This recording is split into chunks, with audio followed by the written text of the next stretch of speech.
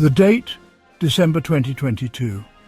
In the shifting sands of Qatar, where oil meets opulence, where the desert sun is more dramatic than your ex's Instagram story, a World Cup like no other took place.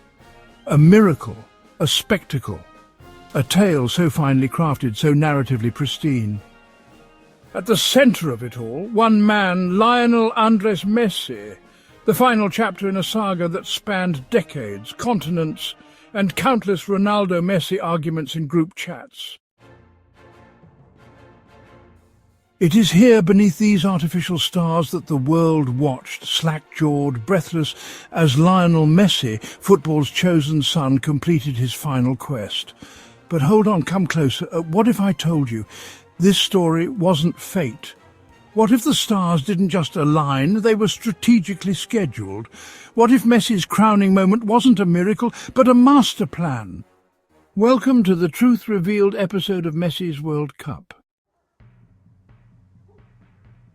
In nature, there are patterns, the migration of birds, the blooming of flowers, and in Qatar, the sudden, statistically improbable avalanche of penalties awarded to Argentina. 7 matches, 5 penalties. One would assume they were playing handball, not football. Critics called it justice, skeptics called it something else. Messi protection protocols. Some called it luck, others divine intervention. But among the more conspiracy curious, it felt like something else entirely. A government stimulus package for Messi's stats. Sources, also known as Gary from Twitter, claimed the VR team had 2 buttons, penalty and Messi needs it. Guess which one got more use?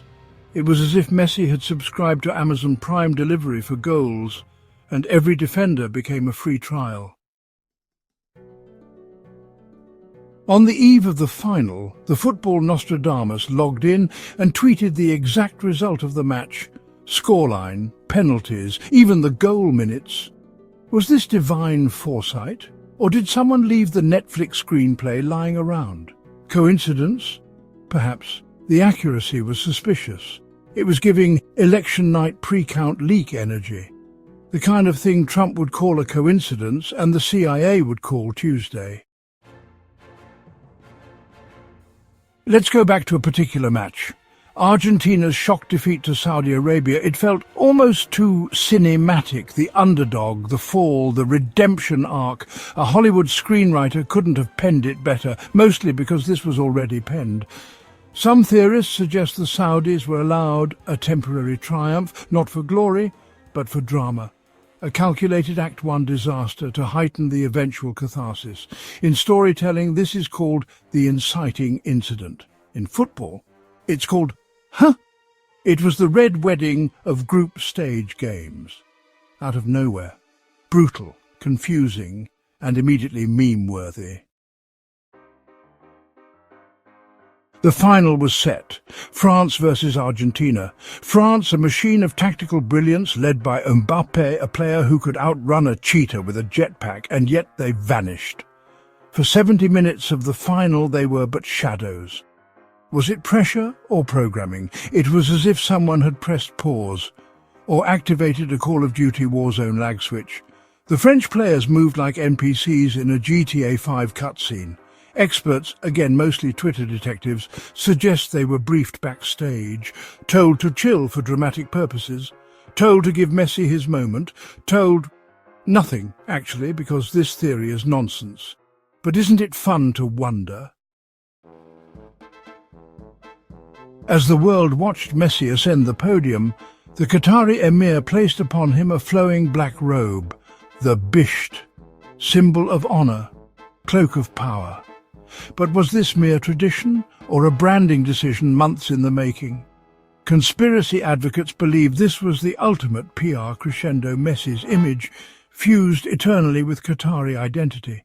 Not just a player lifting the trophy, but a man wrapped in silk, wrapped in symbolism, wrapped in a billion-dollar narrative.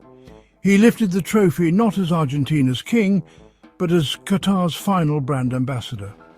A moment curated with the precision of a State of the Union speech and the subtlety of a Qatari investment fund buying a Premier League club. And so it came to pass. Argentina had won the trophy. Gianni Infantino, FIFA president, lifelong lover of microphones and messianic monologues, stood beaming beside the GOAT. To him, this was more than a match. To FIFA, Messi wasn't just a player. He was a diplomatic tool, a marketing campaign, a walking peace treaty between UEFA, CONMEBOL, and corporate sponsors desperately needing something wholesome. In the animal kingdom, dominance is established through power displays. In FIFA, it's through merchandising opportunities. And in the days following the final, Messi's jersey outsold toilet paper.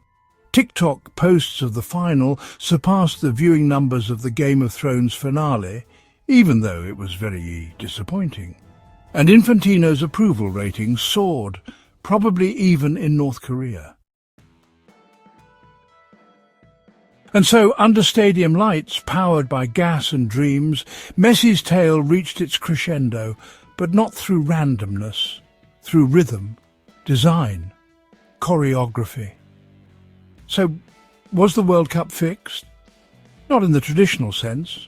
There were no envelopes, no bribes, just the subtle orchestration of fate, a few nudges here, a few soft penalties there, the story of a god in boots, written as all myths are, with exaggeration, emotion, and a hint of manipulation. In the end, football, like nature, abhors chaos. It seeks patterns, it desires meaning, and in Messi's final chapter it found both. Perhaps it wasn't destiny nor deceit, but something far more powerful, a script written not by FIFA but by football itself.